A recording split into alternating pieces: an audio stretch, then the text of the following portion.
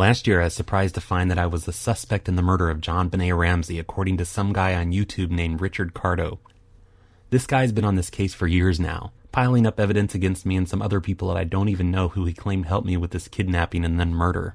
So far, Richard's made over 30 videos, and the only problem with them is that very little of his evidence regarding me checks out. In this video, I'm going to display a few pieces of Richard's evidence and my thoughts on it. First, let's take a look at Richard's discovery of some PLA fan art. There's a drawing, a child's drawing, and it's titled Chris Tomkinson versus the Cactus. However, there's something very interesting about it. Now, it says PLA pic submitted by you. However, RBCP says this is a drawing his son had made on Cactus, Chris Tomkinson getting the cactus. This piece of evidence is one that Richard considered to be a major part of his case against me because it matches my handwriting so well with the ransom note writer. The thing is, Richard is actually lying in this part. He says that the page he's looking at says that my son drew this picture, but if you look at the text on the video, you'll see that it says those pictures were submitted by some kid named Dustin in Wisconsin in January of 2001. This can be verified by going to archive.org and typing in the URL of phonelosers.org/photos.html. And when you take a look at the third, you're going to realize something. It's a kid's drawing, all right, but if you look at the word balloons, the letters don't look like a kid's lettering. I thought they were more like an adult's. And then I started looking at the lettering, and something occurred to me, that this lettering looked familiar. And then I realized it. I considered going back and I took a look at the ransom note, and I believe this is the same handwriting. You see why this is more important. This is a better comparison of handwriting. And I tell you that S in that ransom note was going to nail him. And you can see the S there, shaped like kind of a weird J or backwards Z or 5. And the flat bottom C, it's there too. Another thing to consider is that in January of 2001, my son was about 1 year and 6 months old. There's no way a 1.5-year-old could create drawings like that. He mentions in another video that I wrote the captions underneath these drawings because my son was too young to write. But I never even had these drawings in my possession. The pictures were emailed to me by Dustin in 2001, which is clearly stated in the fan art section. So I'm pretty sure our killer is actually some junior high kid named Dustin.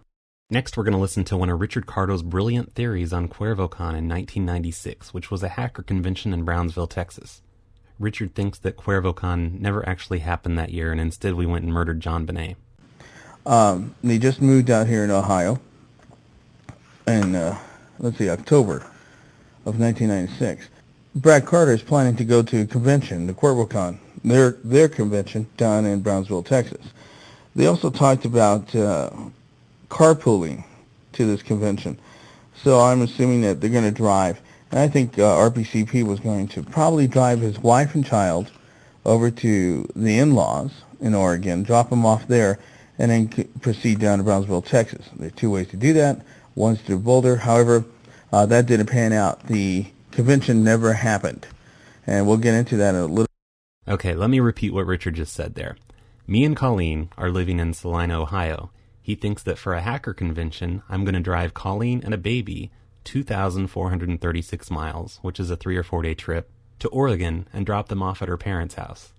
Then I'm going to drive from Albany, Oregon to Brownsville, Texas, which is another 2,524 miles, and at least 2 days of driving by myself.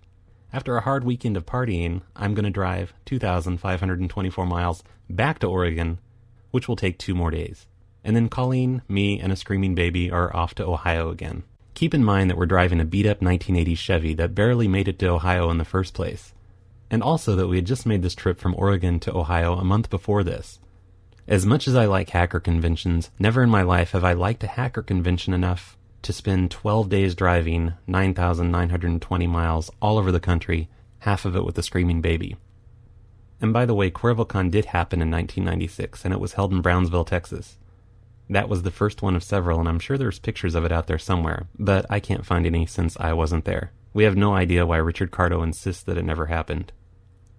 And if you want to know where I was during the murder on Christmas night in 1996, I was at my parents' house in Illinois, just like I was during about every other Christmas in the late 90s and early 2000s, which was a reasonable 6 hours away from mine and Colleen's home in Ohio. To murder Jonbenet Ramsey, I would have had to travel 13 miles to Boulder, Colorado after opening presents on Christmas morning. Here's some more video of Richard Cardo comparing my handwriting to the ransom note. You can see how wide that gap is on the E. It almost looks like a C. On the t-shirt printing, you can see it on that list with Emily's name on it. If you can make out those E's, they all look the same. They have that wide, definitive gap, making it look almost like a C. Richard took this picture from my homepage's journal, and what he's pretending doesn't exist on that page is the caption under the picture that clearly states this is a list written by my 9-year-old daughter, not by me. Take a look at the July 2005 entries on notla.com to see the actual post from that day. Richard has seen other samples of my actual handwriting, so he has to know that I don't write like a 9-year-old girl. So Richard Cardo is either making things up, or he's the worst handwriting analyst in the country. Finally, we have Richard's bombshell, the picture and proof that completely cracks the Jonbenet case wide open. Remember the picture of the girl I talked about? Well, if you look on the right lower bottom corner, you'll see a smiley face, complete with elongated eyes. It's amazing, isn't it, that we found not just handwriting examples that match, but we also find the same picture that is on the girl's left hand, on Jonbenet's hand. Now, I wouldn't say it's an exact picture, but it's the same kind of picture. And now we see the murderer's calling card that he left at the house on Jonbenet's left hand over here, the same type of picture where his handwriting is. And again, the S in the middle of that picture, PLA rocks. You look at the end of the word rocks. S, that's his S. It's there again. And now we have the smiley face, the same picture that was found on her hand. Same type. So, I'm convinced. And again, this is a very light treatment of the exemplars. Okay? When we get some experts on there, they're going to match the handwriting. There is no question in my mind now that this is the handwriter. This is an open and shut case. This picture places him there that night. This drawing puts him in the house that night, and probably with an accomplice. I am sure this guy wrote the ransom note. There's no doubt, I think, in anybody's mind. And he keeps putting himself out there, and he wants to be seen connected with this crime. So I have no problems putting this out there, and he can't complain about it because he worked so hard and put himself out there. But your handwriting really tricked you into this whole deal here. You're toast. We know you wrote the ransom note. We know you're the kidnapper of one of them. This groundbreaking picture that Richard is so excited about is actually a submission from a contest the PLA held in 2004 called Show Your Love for the PLA. A guy named Felix the Freak sent it to me, and it was one of 31 entries that I received from that contest. You can see all of the submissions from this contest by visiting phonelosers.org/contests. This is another thing that was clearly explained on the webpage that Richard Cardo took this image from. Richard knows that nothing on that sign the girl is holding was written by me.